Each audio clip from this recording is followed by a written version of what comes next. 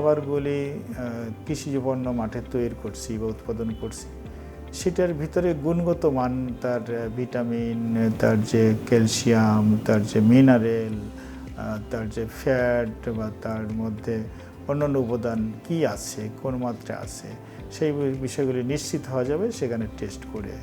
এবং যে সমস্ত তৈরিকৃত খাদ্য সেটার মধ্যেও কি কি কোন উপাদান আছে, মানুষের জন্য কতটুকু কি প্রয়োজন কম্বিনেশন, সেটাও জানা যাবে।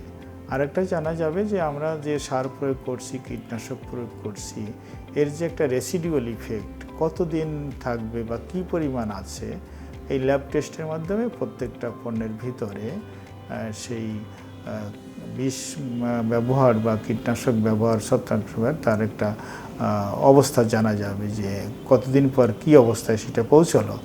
যার পরিপ্রেক্ষিতে আমরা যারা হিউম্যান বিং বা প্রাণীকুল সেই বিষয়গুলি খাবো, তাহলে এটা কতদিন পরে বা আমাদের জন্য নিরাপদ কিনা সব বিষয়গুলি জানা যাবে। আর প্যাথোজেনিক বিষয় আছে যেটা খালি চোখে বা মাইক্রোস্কোপে অনেক সময় দেখা যায় না, কিন্তু সেটা আমরা টেস্ট করে অটোমেটিক রিডিং পাবো যে এর মধ্যে এই ক্ষতিকারক প্যাথোজেনটা আছে বা কোন প্যাথোজেন কতটুকু আছে, কোন ব্যাকটেরিয়া কতটুকু আছে, এই বিষয়গুলি জানা যাবে। এটা একটা দেশের জন্য একটা স্ট্যান্ডার্ড ব্যাকআপ হিসেবে কাজ করে ল্যাবরেটরি।